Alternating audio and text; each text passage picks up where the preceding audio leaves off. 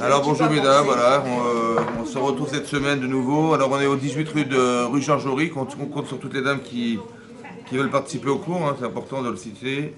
Et de rappeler qu'on est ici au 18 rue Georges Auric. Voilà, on vous attend nombreuses pour ce cours qui se situe, ça démarre à 11 heures, c'est ça. Après il y a d'autres cours. Jusqu'à 14h30. Voilà, vous pouvez assister à des cours jusqu'à 14h30.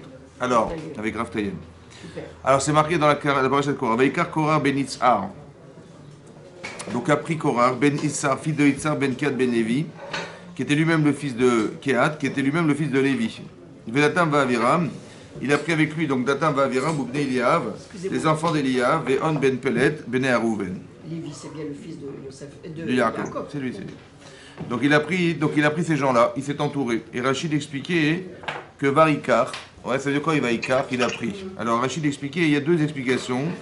Soit il s'est pris lui-même, ça veut dire qu'il s'est distancé.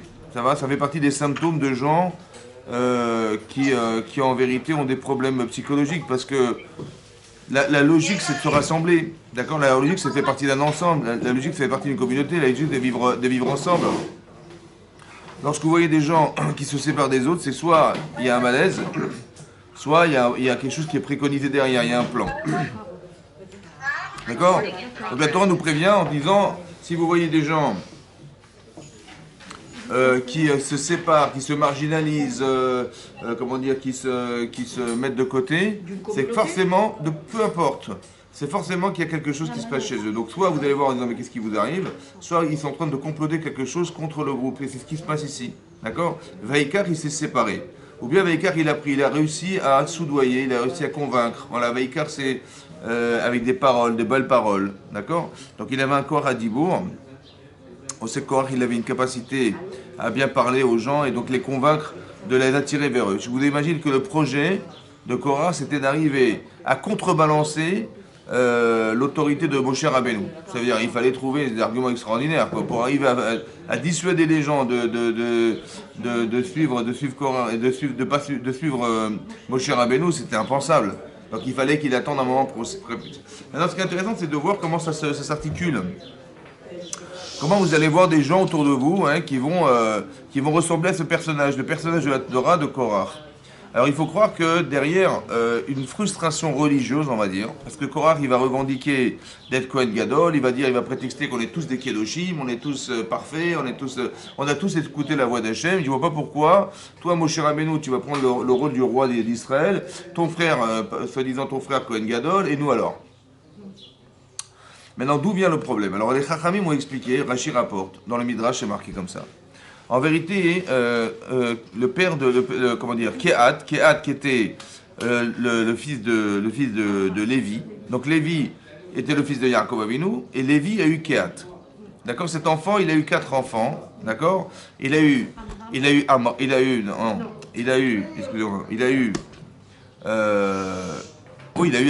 eu Amram, il a eu Itzhar, il a eu Kehat et Lévi. Il a eu Kehat et il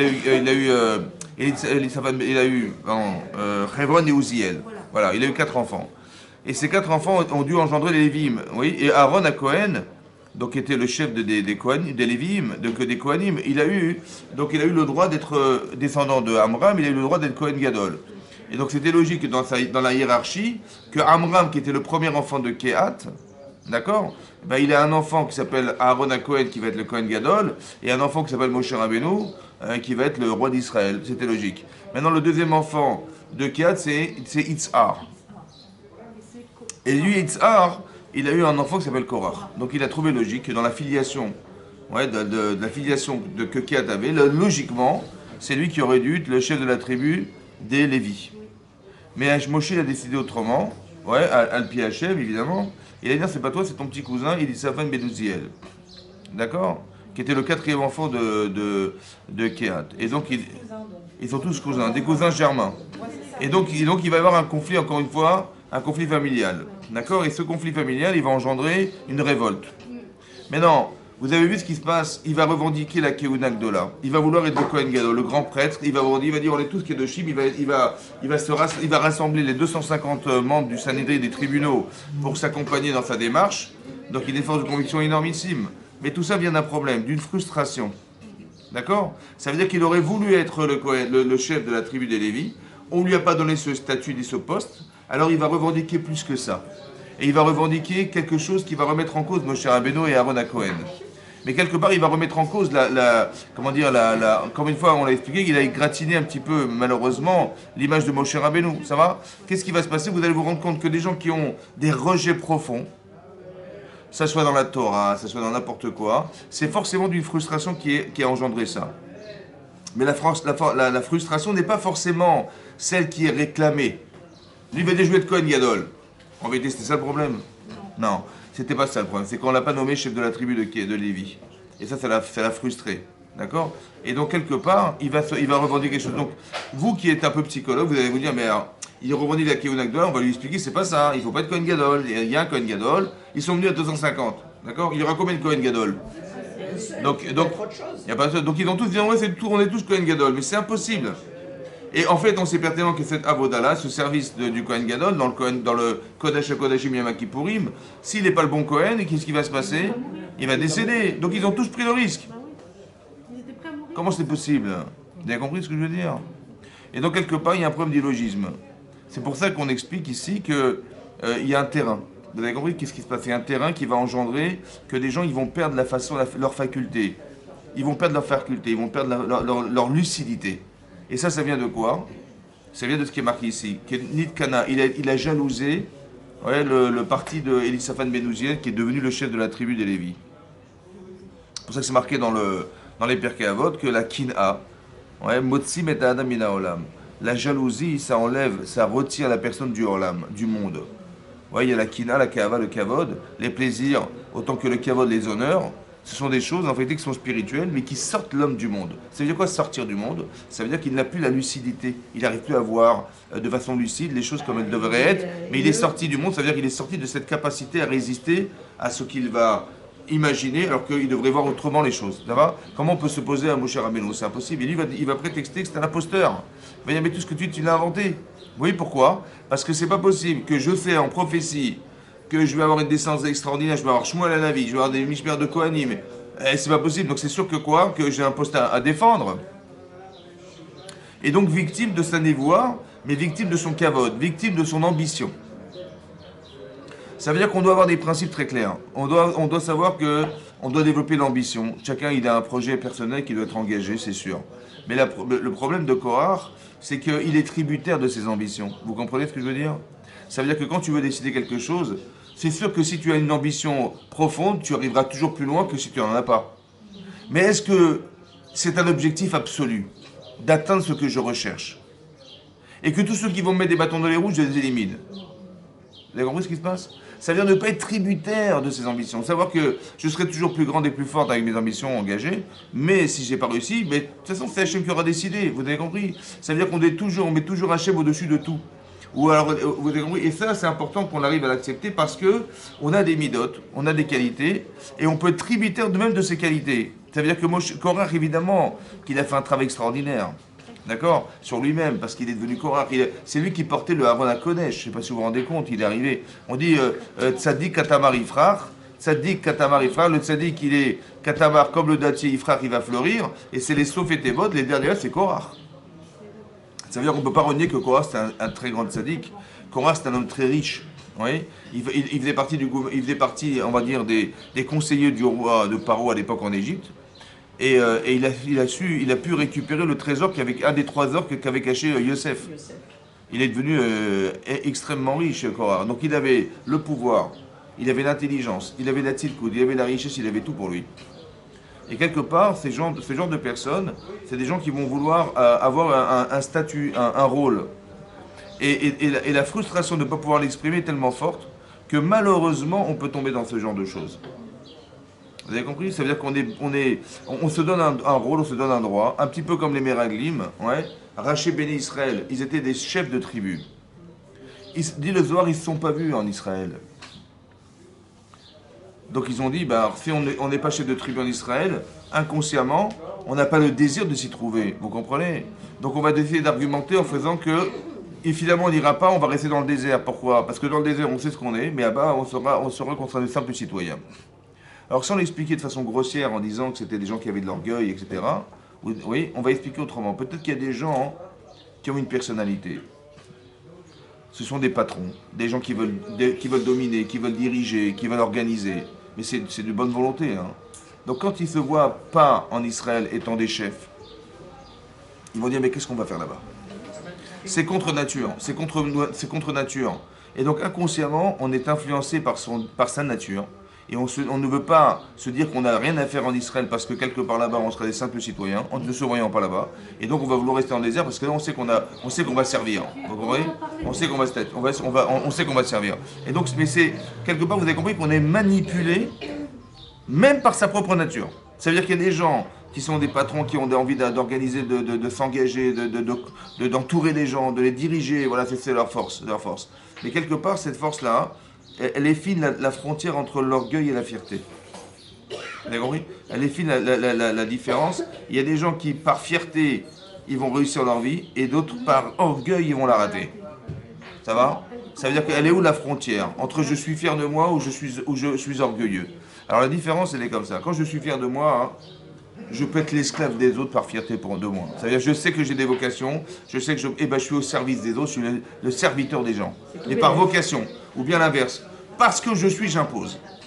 D'accord? Vous allez respecter ce que je suis parce que je suis ça. Vous avez compris? Et si tu ne le respectes pas, je me vexe. Vous avez compris? Donc ça veut dire que comment dire, la frontière entre les deux, elle se voit en vérité. Pourquoi? Parce qu'il y a des gens qui vont avoir l'humilité de la fonction, et il y a des gens qui vont avoir le devoir et le droit de la fonction.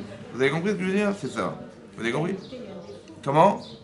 Oui, mais ça veut dire que c'est la même chose, mais la transformation qu'opère cette chose-là, ce phénomène sur soi, il n'a rien à voir. Vous comprenez ou pas? Autant je me construis avec, autant je me détruis avec. Par exemple. C'est marqué le Harizal, il explique, le Harizal, il dit que Korach était le Gilgul de Caïn.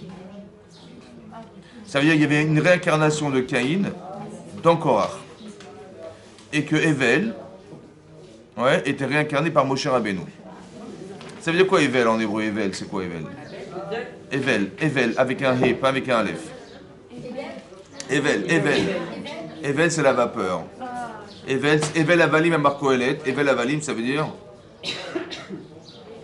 Ouais, non, comment dire, ce qui n'a pas d'importance, vous comprenez, voilà. Il est secondaire, Evel, vous comprenez.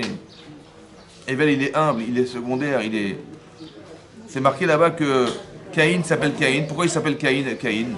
On dit Caïn, ouais. Pourquoi il s'appelle Caïn? Parce que sa mère lui a dit Kaniti ish et Hachem. J'ai acquis un homme avec Hachem. Ça veut dire que tu es le premier enfant né de la création du monde. Donc elle lui a dit quoi? Elle a dit tu as une personnalité, voilà, je t'annonce que tu es le numéro 1. Et on va se rendre compte que Caïn, qui a des facultés extraordinaires, il est le numéro 1, mais il va toujours rechercher ce message que sa mère lui a dit, qu'elle était numéro 1. Donc il ne faut jamais qu'il soit numéro 2, c'est pas possible parce qu'il va transgresser la volonté de sa mère.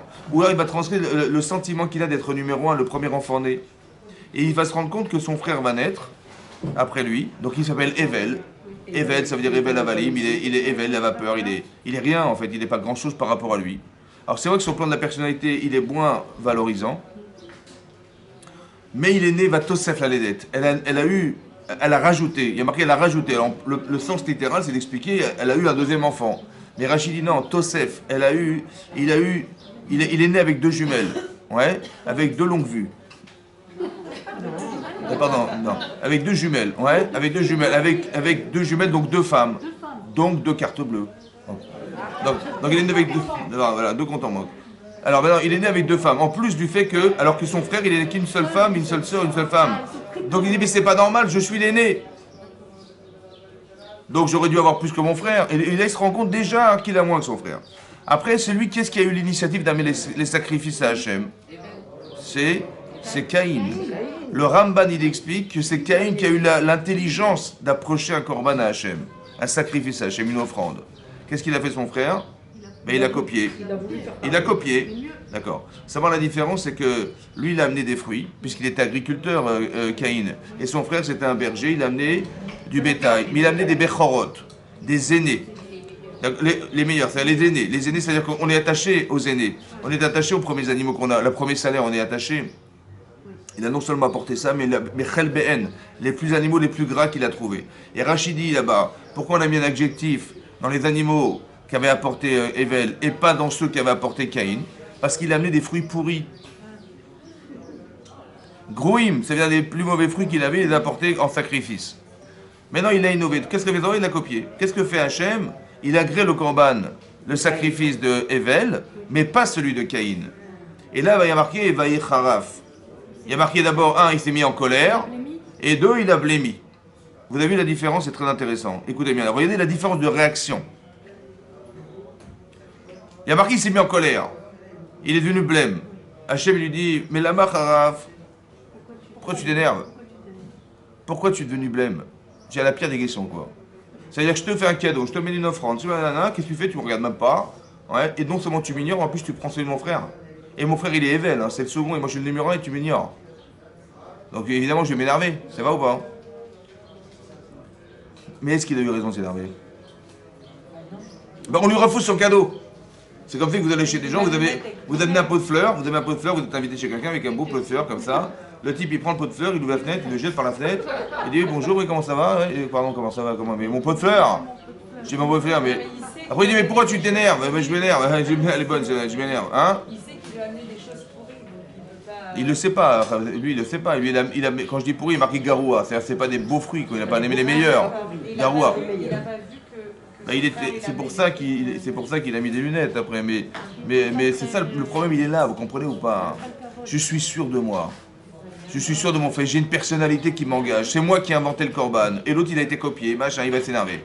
Mais est-ce qu'on s'énerve contre Hachem? Pourquoi on s'énerve pas contre lui? Non, parce que si je m'énerve, c'est qu'il a eu tort. je suis pas d'accord avec son jugement. Non mais je le remets en cause. Mais c'est lui qui a raison, c'est moi qui ai raison. C'est lui.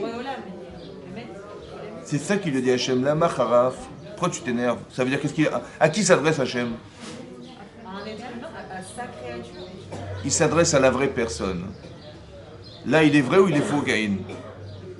Il est faux. Il dit, mais pourquoi tu t'énerves? Ça veut dire essayer de rejoindre ce que je penserais être de toi. Au lieu de dire, j'ai fait une gaffe. Parce qu'il a refusé mon korban, il a refusé mon frère. Je suis gêné parce que l'humilité de s'être trompé, vous comprenez? Je suis gêné, je me suis trompé, voilà. Si Dieu l'a refusé, j'ai dû me faire une erreur. Mais mon frère, il a fait, mais pourquoi tu t'énerves? Pourquoi tu n'as pas essayé de comprendre qu'il y avait un problème? Parce que si tu t'énerves, c'est que j'ai eu tort. Or, j'ai pas eu tort. Donc, tu aurais dû te dire, ça ne correspond pas à ce que j'ai jamais espéré. Donc, je vais aller voir chez mon frère, qu'est-ce qu'il a pu apporter. Et la différence, j'aurais accepté et j'aurais changé. Non, je me suis énervé, je me suis vexé et je me suis machin. Vous avez compris ou pas?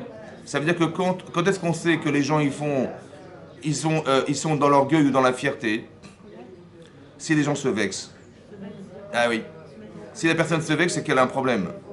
Si la personne se vexe ou elle s'énerve contre vous, c'est qu'elle a été frustrée par ce que vous avez pensé d'elle. Donc on n'est pas dans la fierté, on n'est pas dans la fierté. Quand je suis fier de moi, ça ne me dérange pas. Au contraire, j'aurais tellement aimé savoir que j'ai fait des erreurs. Quand est-ce qu'on est capable de faire teshuva? Parce qu'on a honte d'avoir raté l'occasion de faire. Parce qu'on a honte d'avoir fauté. Vous avez compris, voilà. Mais la honte, c'est un support extraordinaire. Ça veut dire que ça me permet de savoir que je suis en décalage avec moi-même. C'est quoi d'avoir honte de soi? D'avoir honte de soi, c'est de savoir ce que j'aurais pu être bien et combien j'étais fausse. Vous avez compris ou pas? J'ai honte d'avoir été fausse, j'ai honte de m'être trompé, j'ai honte de ne pas correspondre à ce que j'espérais être. J'ai honte, ce contraste-là, il crée la honte. Mais si je m'énerve, comment? C'est pas ça, c'est pas de la peine, c'est pas de la vexation. La vexation, c'est de l'orgueil. Je vais revendiquer quelque chose parce que si j'ai honte, je ne me revendique rien du tout. D'accord? J'ai honte, je suis enfermé dans mes propres. Dans moi-même. J'ai honte de moi. Ça ne concerne personne d'autre que moi-même. Mais quand je suis vexé, c'est que l'image que je représente n'a pas été respectée. Vous avez compris ou pas? C'est très important ça. Hein? Mais bien sûr, c'est ce qu'on a voulu expliquer.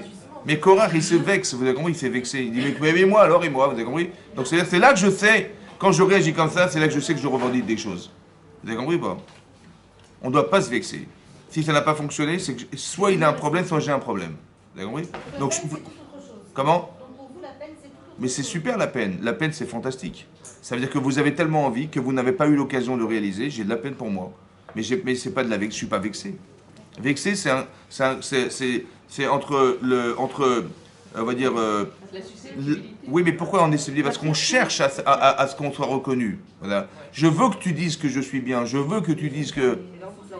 Comment? Mais si on pousse la logique, c'est ça Caïn en vérité. Parce qu'à Caïn, Mais c'est il va dire je suis pas le gardien de mon exactement, exactement. C'est pour ça que Caïn, en vérité, écoutez-moi bien, celui qui devait réparer le problème de Caïn, c'est qui? Celui qui devait. Réparer le problème de Caïn, c'est Korach. C'était quoi? Parce qu'il a le même problème. Il dit mais je suis le numéro un, je suis le meilleur, je suis machin, et voilà ce que j'ai rêvé, et voilà ce que je sais que je vais devenir. Il a la même épreuve. Et c'est qui Evel? C'est Moshe. Mais attendez, écoutez-moi bien. Peut-être, c'est une option que je vous donne. C'est marqué dans la paracha de Bereshit là-bas. Que Hachem il lui dit, écoute, c'est simple. Im tetiv seet. Si tu t'améliores, je te pardonnerai. Et Hachem il a dit, il s'est mis en colère. Il dit, écoute, c'est simple. Im tetiv, si tu t'améliores, tu deviens bien, je te pardonnerai. Veimlo, imlo tetiv, si tu ne t'améliores pas, la petach chatatrovetz. La petach, à la porte, la faute, elle est tapie. La faute. Ben, elle est où la faute? Elle est où la porte? Dans ton cœur. Ça veut dire que la faute, elle est déjà présente. Tu as la haine, tu as la jalousie, tu as la machin, tu as la frustration, tu as tout ça. C'est dans ton cœur. Si tu sais c'est quoi, c'est simple. Tu vas rencontrer ton frère. Si tu as l'occasion de le rencontrer, la peur va s'ouvrir, tu vas le tuer. Parce que la faute est tapie derrière la porte. Voilà, bon. Voilà ce qu'il lui a dit. Donc ça veut dire que c'est très intelligent, ça veut dire que... Il a prévenu. Il a prévenu. Mais qu'est-ce qu'il lui a dit? Si tu t'améliores. C'est quoi s'améliorer? C'est quoi s'améliorer? Attendez, je m'explique. Quand je vous dis c'est quoi, c'est pas dire qu'est-ce qu'il faut faire. Attendez, je me suis mal expliqué. Alors je me suis mal expliqué. Quand je dis qu'est-ce qu'il faut faire, c'est il faut faire le ménage. C'est quoi faire tes chouvas? C'est quoi faire tes chouvas? Mais non. Attendez, c'est pas compris. Je vais regretter. Voilà, je vais regretter. Et alors? Mais attendez, sur quoi je vais devoir travailler? D'accord? Qu'est-ce qui m'a manqué pour ne pas tuer mon frère? C'est ça la teshuva. Ça veut dire que là, je vois pertinemment, hein, l'humilité, c'est possible. Quand vous dites vous faire teshuva, vous savez quoi faire? Nous, on croit que faire teshuva, c'est dire pardon à Dieu, pardon, excuse-moi, pardon. Pardon quoi, d'accord, mais demain tu vas recommencer. Puisque le pétard, quand tu as trouvé la faute, elle est là. Le désir de le tuer, il est présent. Aujourd'hui, c'est lui, demain, c'est un autre. Donc c'est pas ça le problème. Vous avez compris, il dit je vais faire teshuva, je vais regretter. Mais heureusement que tu regrettes. Mais le problème, c'est que tu n'as rien fait pour essayer de changer cette faculté à ne pas refaire. C'est ça la teshuva. La teshuva, c'est pas seulement de reconnaître ses erreurs, c'est d'avoir un comportement qui permet à la personne d'être une autre personne. D'accord? Maintenant, c'est marqué là-bas, hein, Hachem, il lui a dit, donc qu'est-ce qu'il a fait? Vayomer Caïn et Evel arrive. C'est marqué dans le texte de la Torah. Vayomer Caïn, il a dit Caïn à Evel son frère. Qu'est-ce qu'il a dit? On ne sait pas. Yaakov, il s'est levé, il l'a tué. Qu'est-ce qu'il lui a dit? Et pourquoi la Torah ne dit pas ce qu'il a répondu, Evel? C'est très intéressant. Hein. Et pourquoi il est mort, Evel? Qu'est-ce qu'il a fait, Evel, le pauvre? Attendez, on sait que c'est Minesh Shamaim, tout ça. Oui, on est bien d'accord. Est-ce qu'il devait mourir, Evel? Minesh Shamaim, il devait mourir. Non, c'est pas compris. Non, quelle faute il a pu faire pour engendrer sa mort? C'est ça que je me dis. Minesh Shamaim, on meurt comme ça, on meurt parce qu'on mérite de mourir. Donc pourquoi il est mort? C'est pas normal qu'il soit mort assassiné. Le premier crime de l'humanité, c'est celui-là, vous comprenez ou pas? Donc là, il était jaloux, il était fou, il a voulu tuer son frère. Ok. Mais comment l'autre, il a dû subir?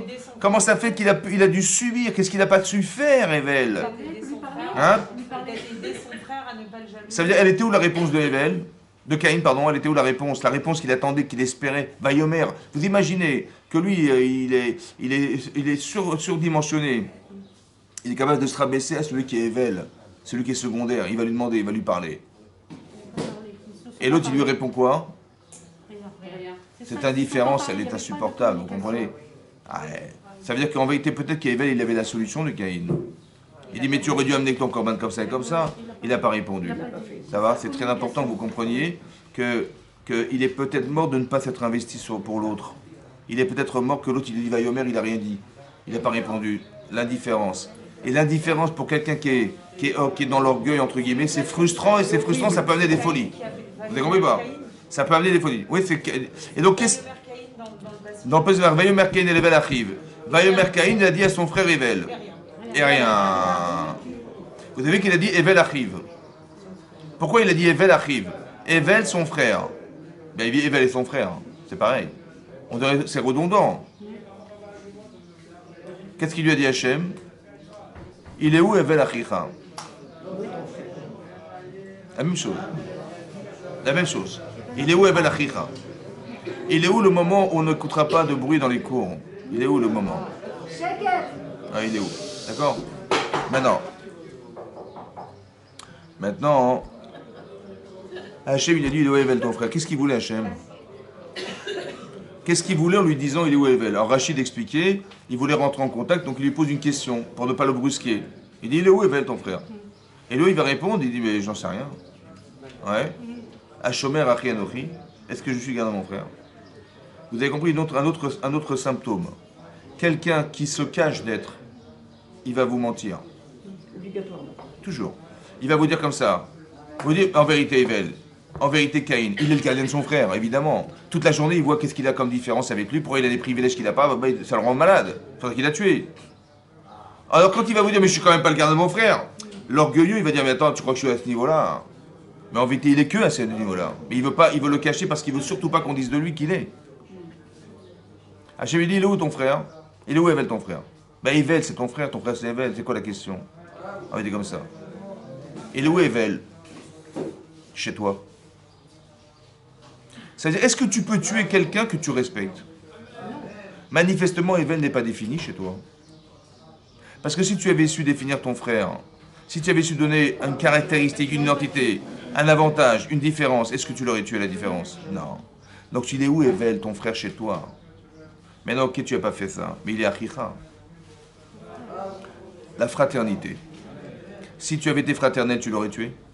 Non. Vous avez compris ce qui manque? C'est ça si tu t'améliores. Faire teshuva pour Caïn, c'était de reconsidérer l'importance qu'avait son frère à ses yeux. Et là, il aurait été respectueux de ce qu'il a construit comme relation avec lui. Parce que il y a de quoi respecter Evel, parce qu'il est comme ça et comme ça et comme ça. La preuve, c'est qu'Hachem, il a accordé son corban, donc il a quelque chose à respecter. C'est vrai ou pas? Et à part ça, il est son frère. Ces deux notions-là, c'est ça. Faire teshuva, c'est que psychologiquement, je sais que ce que j'ai fait est grave, mais comment je vais le solutionner? Faire teshuva, eh bien, je vais reconsidérer mon frère. Parce qu'il s'appelle Evel, je vais trouver des qualités en lui qui définissent son prénom. C'est ça l'identité que je lui donne. Mais comment tu fais? Je dis, mais chez mon frère, j'ai trouvé ça. Donc il a un certain poids, maintenant dorénavant, qui justifie le respect que je lui donne. Mais est-ce que je vais tuer ce que je respecte? Non. C'est comme ça que j'aurais fait teshuva. Pas j'aurais dit, ouais, je regrette, je ne recommencerai pas. Ouais, mais qui me dit que je vais pas recommencer? D'accord? Par contre, si je dis ça de cette manière, c'est sûr que je respecterai. C'est sûr que je ne recommencerai pas. Autant que si j'ai en plus de ça cadenassé tout ça, parce qu'il est mon frère. Parce que la fraternité, le lien familial qu'on a créé entre nous, ouais, il est tellement fort que je ne me permettrai pas de porter le deuil d'un frère que j'aurais assassiné. C'est impossible, vous comprenez ou pas? C'est comme ça qu'on s'améliore. C'est pour ça que cette histoire se répète chez nous dans la paracha de Korach. Parce que c'est Moshe Rabbeinu qui va essayer de réconcilier Korach avec lui-même. Ce que n'a pas fait Evel peut-être en disant Vayomer, il n'a pas répondu, lui il dit non, je vais. Maintenant il a essayé de l'aider, et Korach il a évité. Après il a dit écoutez, c'est simple. Soit vous avez raison, vous êtes tous des Kohen Gadol, on va faire les Kétoret, vous allez faire les Kétoret, soit vous allez tous mourir. Pourquoi un ultimatum aussi puissant? C'est où ça où tu meurs. Il y a des gens, ils sont tellement fins et subtils et anaves. Vous leur faites un clin d'œil, ils disent non, ça va pas. Hein. Tout de suite, ils comprennent, ils font tchouva tout de suite. Il y a des gens, il faut leur dire, c'est soit ça ou tu meurs pour qu'ils fassent tchouva. Quand vous dites ça à quelqu'un, il dit, t'as embauché tout ce qu'il a dit, ça marche, ça a fonctionné, hein. Ça s'est réalisé. Donc il aurait dû avoir peur, quoi. Oui. Regardez dans quel enfermement on peut se trouver psychologiquement, que même au prix de la mort, il va pas dire, écoutez, bon ça va, on peut blaguer, c'est bon. Bon ça va, j'ai tenté, j'ai pas réussi, c'est pas. Eh ben, il change pas d'avis. C'est regardez le seuil qu'on peut atteindre, qui est entre guillemets suicidaire, ça veut dire que la personne, elle peut être tellement convaincue qu'elle est sûre qu'elle a raison à 100% et que Boucher s'est trompé. Jusqu'où la folie, elle peut arriver. Vous avez compris ça? Pour ça qu'il faut absolument travailler la Hanava. Il faut absolument avoir des valeurs très précises pour ne jamais tomber dans ce genre de choses. Vous avez compris ce que je veux dire? C'est tellement absurde, parce que même dans le discours, écoutez-moi bien, comment ça peut être absurde?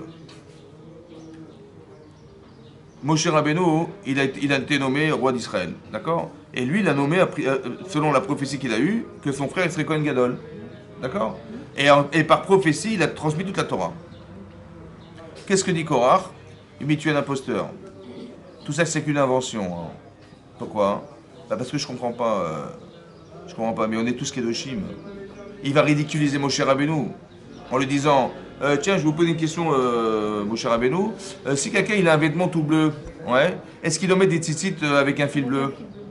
Ah, il a dit bah oui, bien sûr. Il dit, ah, avec un seul fil, tu acquittes un talit, avec toutes les tout bleu, tous les fils sont bleus, non. C'est ridicule, vous comprenez, c'est ridicule. Après il dit bon, dites-moi si on a un Sefer Torah dans une chambre, dans une salle, on met une mezouza ou pas? Il dit bah oui, il faut mettre une mezouza. Il a dit mais je comprends pas, mais le Sefer Torah il a 10 000 mezuzot dedans. D'accord? D'accord? Combien il y a de parachiotes dans la... Là-bas il y a juste un passage du Kriyat Shema, c'est tout. Et là tu as toute la Torah Kula, et quoi? Avec la Torah Kula ça suffit pas pour protéger la maison. Il faut mettre une mezouza. Vous avez compris? Il a dit mais tu vois bien que tout ça c'est faux et tu ridiculises la situation. D'accord? Qu'est-ce que fait Korach? En vérité il veut déstabiliser Moshe Rabbeinu en le rendant ridicule. Vous comprenez ce qu'il veut faire? Ça veut dire qu'il veut montrer que si c'est pas intelligent, c'est que c'est faux, et donc tu inventes. Voilà. Et donc tu inventes. Voilà, tu inventes. Mais si Moshe l'a inventé, est-ce que le statut de Kohen Gadol il existe? Si Moshe Rabbeinu il a inventé la Torah, c'est une invention. Donc est-ce que le rôle de Kohen Gadol existe? Il a inventé. Et s'il a inventé, qu'est-ce que tu réclames? Vous avez compris ce que je veux dire? Vous avez compris la cohérence? Mais tout ça parce que la personne, elle est absorbée, elle n'a pas d'autre objectif que de déstabiliser celle qui lui a mis des bâtons dans les roues. Vous avez compris? Quand vous voyez les gens s'acharnent contre des personnes, c'est qu'il y a forcément quelque chose qui était lors d'une frustration très profonde, et la frustration, elle peut être énorme. Pourquoi ça va si loin, à votre avis? Pourquoi ça va si loin?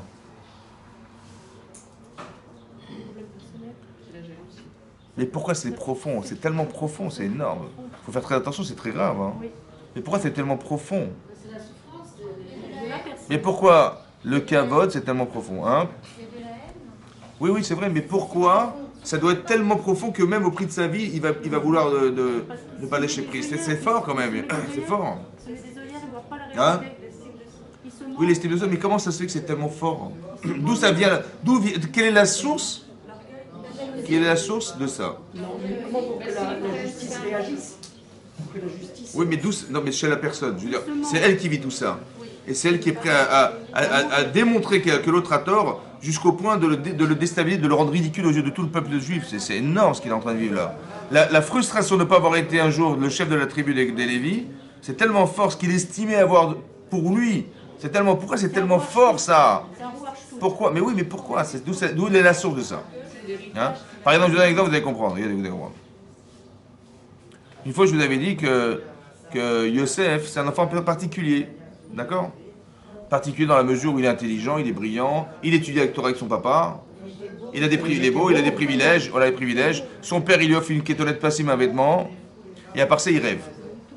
Il fait du lachon hara et il rêve. Il rêve qu'un jour, tous ses frères vont se prosterner devant lui. Il a rêvé que tous ses frères se prosterneraient devant lui, soit sous forme de gerbes qui vont se plier devant lui, soit sous forme d'étoiles qui se prosternent devant lui. Ceux qui l'entendent, c'est vexant quand même. D'accord? Ils ont dit, mais pour qui tu t'es pris, quoi? Tu vas régner sur nous, tu vas nous gouverner. Bon, au final, il a fait du blabla. Parce qu'il a fait du lachon hara, c'est de la parole.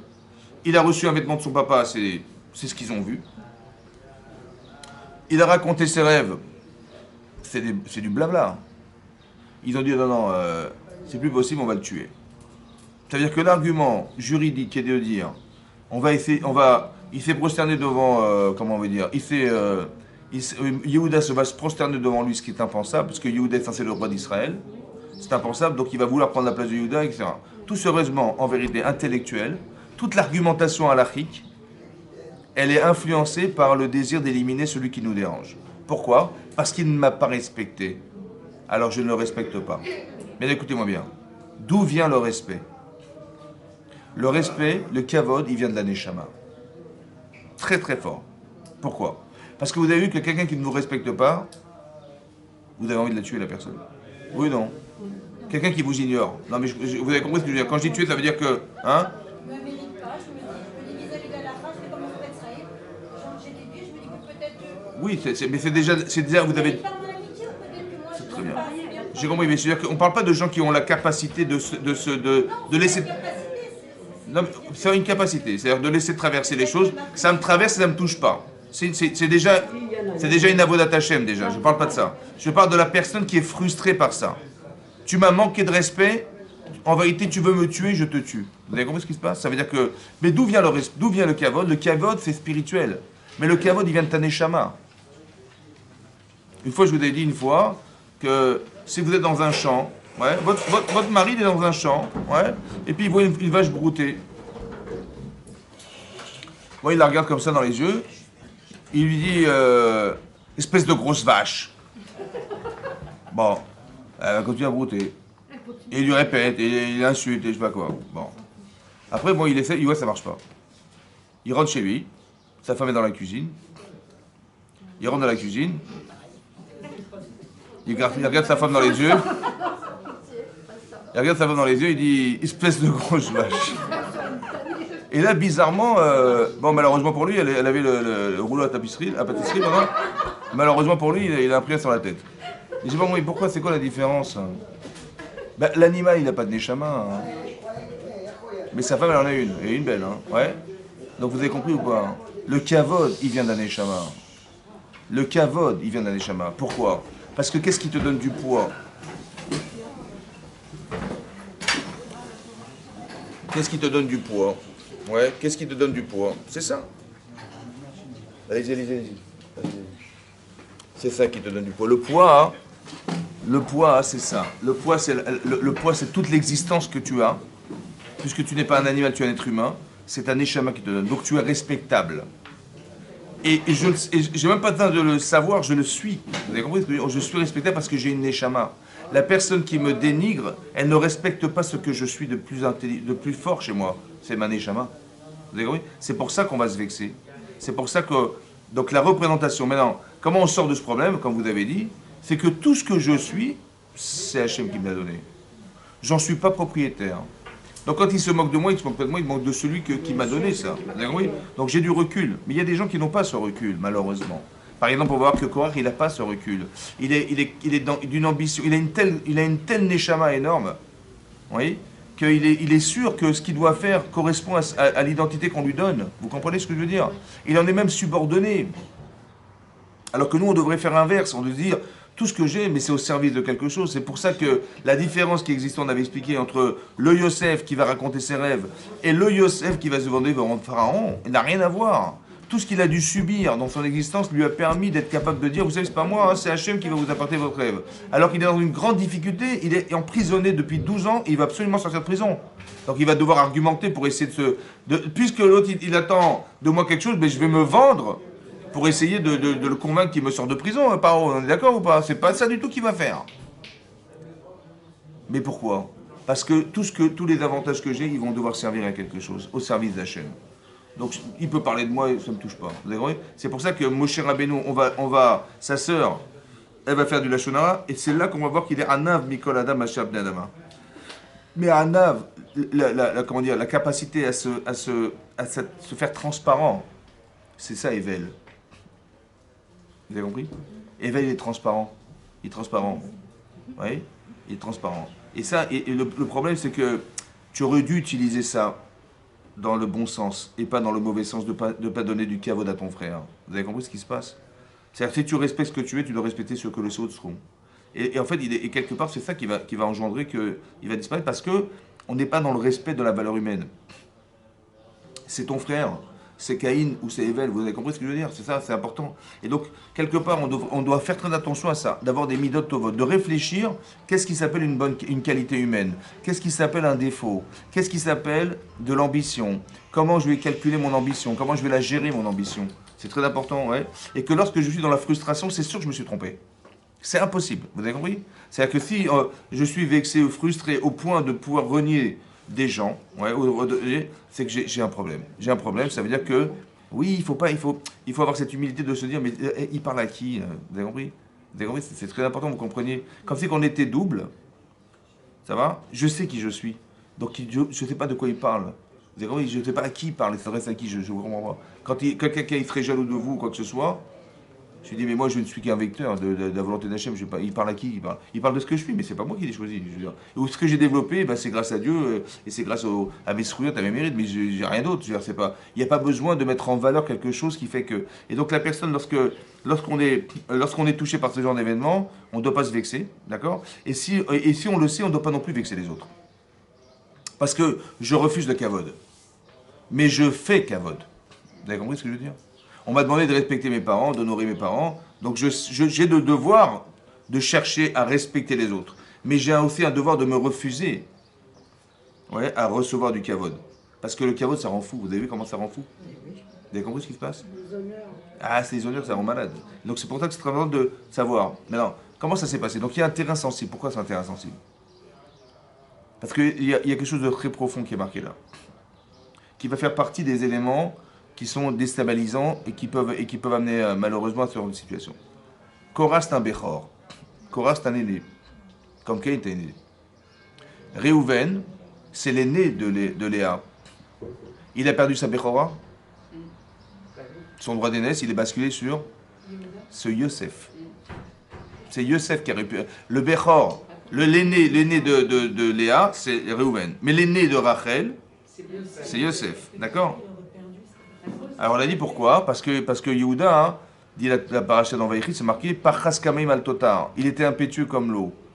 Impétueux. Parce que quand il a pris son père, il a déplacé, sans consulter son père. Et là, il a perdu la royauté et il a perdu la Keuna. Donc il était Bechor. Qui c'est qui a récupéré la Bechora? C'est Yosef. D'accord? Et qui c'est qui a pris le rôle des Bechorot? À la suite du Vaudor, Hachem il a dit, c'est plus vous qui allez servir au Beth Amikdash, c'est les Lévis. D'accord? Et qui sont les Lévis? Les enfants de Benjamin. Yitzhar, c'est un Lévi. Korah, c'est un Lévi. Moshe, c'est un Lévi. Il dit, je comprends pas, mais on est tous des Lévim. Hachem doit soigner ou quoi? Et en plus, je suis un Bechor. Le territoire, dans le territoire où est-ce que tu es placé, vous savez qu'il y avait le Haron HaKodesh, d'accord? Il y avait la Mishkan, il y avait le sanctuaire, et autour, il y avait les Shvatim, qui se déplaçaient ensemble. Réhouven était à côté des Lévim. Ils étaient placés ensemble, d'accord? Il y a marqué, Rachid dit, Oy li Racha ou li Shreno. Oy la Racha, malheur au Racha, et malheur à son voisin. Pourquoi? Parce que, l'influence de quoi? Il a dit, attends, je comprends pas. Moi, je suis Bechor, toi aussi, t'es Bechor. Et tout à coup, Moshe, il a décidé, parce qu'Hachem lui a dit, que c'est plus toi qui feras la Voda. Elle est bonne, celle-là. Et pourquoi? Parce qu'on a fait le Vaudor. Parce qu'on faute, alors on perd nos fonctions. C'est normal, ça. Vous avez compris? En fait, il va chaque fois argumenter en fonction de quoi? Du droit qu'ils avaient, qu'ils ont perdu. Des droits qu'on avait, qu'on a perdus. Ça veut dire qu'on fait attention à quoi? De dire qu'on avait des droits, on avait des devoirs, etc. Mais nous, on est tous Kedoshim, on veut tous faire la Vodat Hashem. On peut le faire les Shem Shamaim. Mais tout ça, c'est argumenté parce qu'à la base, il y a un problème. Donc arrêtez de voir ce que vous voyez. Essayez de comprendre que derrière, il y a des situations qui sont expliquées parce qu'à la base, il y a un souci. D'accord? Je suis Bechor, tu es Bechor. Par frustration, on n'a pas été nommé des Kohanim et Gdolim, c'est pas normal. C'est pas normal, vous avez compris? Parce qu'on a fauté au Vaudor. Mais et Aaron Cohen n'a pas fauté? Il a fauté ou pas? Il a participé au Vaudor? Ah, lui, il a participé, mais lui, il a le droit. Mais nous, on n'a pas le droit. Vous avez compris tous ces arguments-là? Lui, il savait pas c'était quoi réellement les intentions Comment? de Aaron. Mais oui, mais ça, c'est des arguments qu'on ne peut pas expliquer. Mais tout ce qu'on peut faire, c'est les utiliser contre lui. Vous avez compris? Dans cette logique-là. Donc il est dans la logique d'expliquer, la différence. Mais cette différence, ça l'intéresse. Pourquoi je vous dis ça? Qu'est-ce qu'il va dire, mon cher Rabbeinu? Il va dire, écoute, c'est simple. Hachem, il rapproche de lui tous ceux qui sont proches de lui. Si vous n'avez pas choisi, c'est que vous n'aviez pas les compétences. Korach, il a une logique qui est la sienne, c'est de dire, voilà, mon père, c'est Yitzhar. Yitzhar, c'est l'huile. Mais l'huile, elle flotte au-dessus de tout. Yitzhar, en hébreu, c'est de l'huile. Et son père, c'était Kehat. Il a eu 4 enfants. Et les premiers enfants, logiquement, Amram, il a eu Moshe et Aaron, c'est normal. Mais le deuxième enfant, qui aurait dû avoir le droit d'être Lévi, c'était moi. Pourquoi, à votre avis, il a cru que la logique, c'était une logique d'affiliation familiale, et pas une logique de compétence? Il aurait dû dire, bah, si j'ai pas été nommé, Hachem il n'a pas voulu, ok, Mazal Tov pour celui qui a été nommé. Non, non, non, non, non, non. Non, pas de Mazal Tov, au contraire, vous avez compris. Amram, c'était, excusez-moi si je vous fais répéter, Amram, c'était l'aîné L'aîné de Kehat. de Kéat. Voilà. Et le deuxième enfant de Kehat, c'était Itzhar. Et lui, il a dit, mais c'est logique, la filiation directe avec Kehat. Ben, c'était moi, c'est logique ou pas? Mais pourquoi quelqu'un, il va devoir... Pourquoi la logique, c'est forcément la filiation et pas le fait de la compétence? C'est ça, parce que comme il a vu que Amram était l'aîné et que c'est son aîné qui a... C'est ça. C'est moi, c'est moi. C'est pas l'histoire de... Voilà. de compétence. Mais pourquoi la logique, c'est celle-là? Vous savez pourquoi? Parce que ça m'intéresse. Parce que j'ai envie d'être. Alors mon cerveau, il va trouver la solution, c'est extraordinaire. Hein. C'est-à-dire que j'ai envie d'être le chef de la tribu. Et donc j'ai compris que ça ne peut pas se passer autrement. Donc maintenant que j'ai trouvé intellectuellement quelque chose qui justifie le fait que j'arrive à être le chef de la tribu de Lévi, mais en fait il fait lui-même, en fait, il est lui-même manipulé par son désir. Est-ce que vous comprenez ça? C'est-à-dire que des fois quand je décide, je ne sais même pas si c'est moi. Peut-être que c'est le désir qui est caché derrière qui me pousse à croire. Et je dis, mais c'est logique. Attendez, vous avez compris ce que... Et c'est logique, et c'est logique, et c'est logique. J'ai compris, mais pourquoi c'est logique plus comme ça qu'autrement? Parce que tu es intéressé à ce que cette logique, elle respecte ce que tu es et ce que tu espères devenir. Vous avez compris comment ça marche? Pour ça, faire très attention d'être toujours humble. L'humilité. Ou d'être toujours bien accompagné. Parce qu'en vérité, ce qui est marqué là-bas, hein, il y a deux femmes, il y a deux personnages, deux femmes dans la paracha, hein, qu'on ne cite pas, hein. Il y avait la femme de Korach, et il y avait la femme de On Ben Pellet. La femme de Korach, elle a dit, dis-moi, mais il était tout rasé, Korach, parce qu'ils les ont rasé complètement. Il dit, mais je te reconnais même pas, t'es ridicule. Il a dit, mais voilà, c'est Moshe qui nous a dit qu'on devait se raser complètement, il veut pas un poil sur lui. Il a dit, mais c'est quoi ça, mon mari? Il dit, mais t'as rendu ridicule ce Moshe Rabbeinu. Il dit, non, mais même lui, il a fait lui aussi il a rasé ses enfants. Il dit, bah heureusement, hein. Comment tu voudrais qu'il te manipule pour t'écraser s'il ne va pas le faire aux autres? Ouais, mais lui, il a fait, lui, non. Elle le ridiculisait. À chaque fois, elle trouvait des choses pour essayer de le booster contre Moshe Rabbeinu. À chaque fois. Et en fait, c'est elle qui a été à la cause de sa perte. Ouais. Ça veut dire qu'une femme, elle peut transformer un mari ou elle peut le détruire. Oui, comme détruire. Comme on voit, il y a quelques personnages dans la Torah. Chava aussi, elle dit le Midrash, elle a fait succomber son mari, etc. Donc une femme, elle peut à la fois être un booster extraordinaire de tchouva ou de Maasim Tovim, autant qu'elle peut le booster, mais dans le mauvais sens, en lui donnant non pas les valeurs qu'il devrait avoir, mais l'orgueil d'être. Et comment elle opère en ridiculisant celui qui a proposé ça, en lui disant, mais tu vois mec, c'est un imposteur, tu vois mec, il est en train de te manipuler, tu vois pas qu'il te manipule. Mais tout ça, c'est dans l'intérêt de détruire, vous comprenez? Donc il y a des femmes qui sont capables de détruire par intérêt personnel, et il y a des femmes qui vont par amour pour l'autre le construire. Par exemple, la femme de On Ben Pellet. On Ben Pellet, c'est qui On Ben Pellet? On, il faisait partie de la tribu de Réhouven.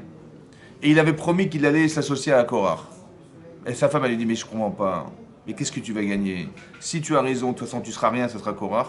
Et si tu n'as pas raison, de toute façon, ce sera toujours Moshe Rabbeinu. Donc qu'est-ce que tu gagnes? Et il a dit, t'as raison, mais je me suis engagé, je sais pas quoi faire. Il dit, écoute-moi. Elle, qu'est-ce qu'elle a fait? Elle l'a enivré.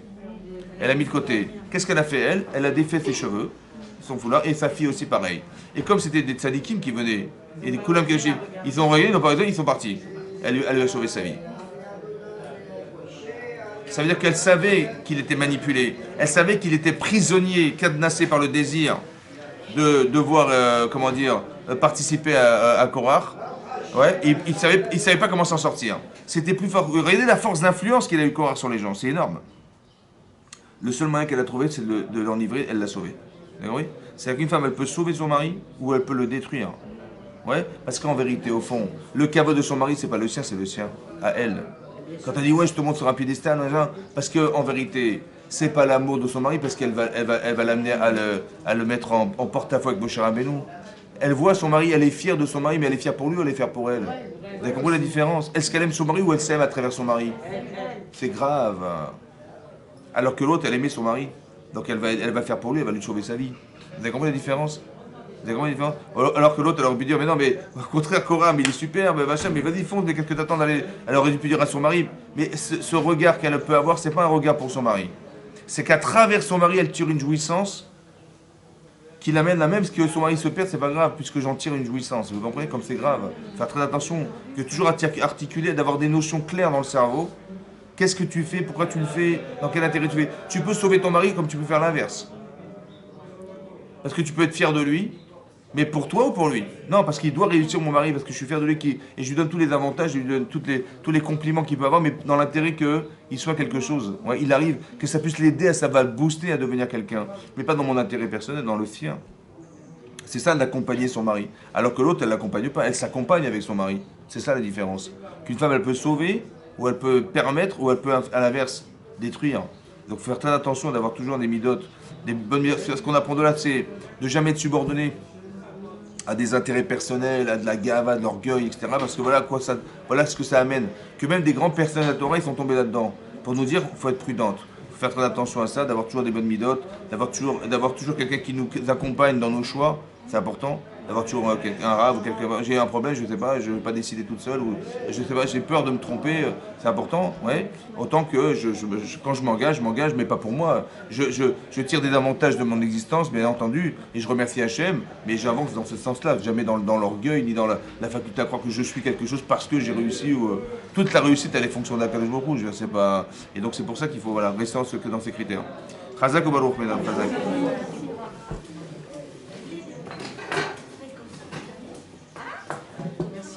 Avec plaisir.